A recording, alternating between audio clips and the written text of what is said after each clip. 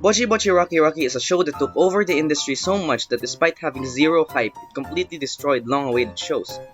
The story is about how this guitarist guy, Pusu, teams up with Ryo Supercell, who is then joined by Ikura Yowasabi, to form a band which is led by Ijichi Nijika. The catch is that Guitar Girl over here struggles to communicate with people. This isn't like Homi-san case where she genuinely struggles to hold a conversation. Bocchi has anxiety. It's portrayed in such a way that Pikamee couldn't finish the show because it hit too close to home. So why do people relate to this show so much? I don't know, it's your personal understanding! This isn't the first anime to deal with a protagonist with zero friends, but it's one of the few to deal with it on an encouraging light. Bocchi isn't straying away from other people, sitting in the corner looking at the window. It's a difference between a loner and lonely. On the last video, I said this was the Eurocamp spin-off of K-On!, but really, this is the music anime of Koko ni Iruyo.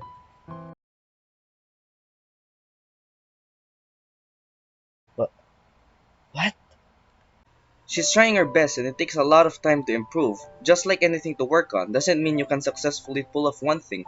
It doesn't mean you can do it consistently again. And we see Bocchi go through that process over and over again. She gains the courage to smile at others and get up on stage, and not 2 seconds later, she still can't hold a proper conversation with a stranger. Most of the people who have seen this show probably goes through this, where we have doubts whether we should approach someone or not, or expressing emotions or doing certain things we end up having second thoughts in doing so. This hard-hitting problem of hers that we relate to is given a lesson, and it's that she is willing to do something and reach out to the opportunity. When put on the spot, she can really break it, and like many of us, Bocchi wants to improve. This core concept of having a protagonist like this with a story around her that sufficiently plays the perfect scenes and jokes is what makes this so great. But it wouldn't be as perfect as it is if it wasn't for how Cloverworks handled the adaptation. Cloverworks just said fuck it. Smoked whatever the hell they found in the studio and went nuts! On one scene, she goes from regular to manga to a basic drawing to 3D to Blender. This sums up the entirety of how they handle the animation for the show. There are so many moments where they use claymation here, and it's moments where Bocchi overthinks certain things. Literally, the reason why I watched this in the first place was because of the glitching scene, where Bocchi phases out of reality. Name another anime that would go to this extent for creativity and animation. That's right, a Shaft anime. But this isn't a Shaft anime. This is Bocchi the Rock animated by Cloverworks. It is very refreshing for a studio to just go this crazy and use all different kinds of ways to animate something, and just jumble it all on a single gag in that show. Yes, I know they spent this much budget on a slice of life, but like I said, this slice of life has good source material.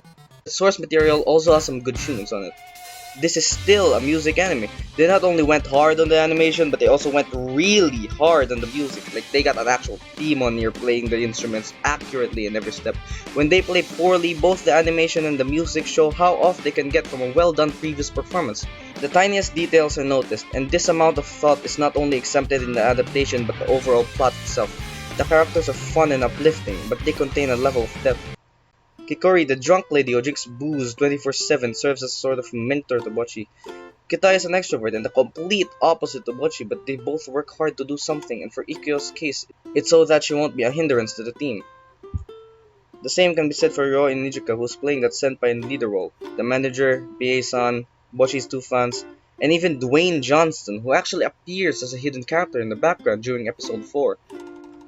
It's a show that got everything right on what it's trying to accomplish that shined even better thanks to the creativity of its adaptation, and I am honestly glad as to what this show had to offer.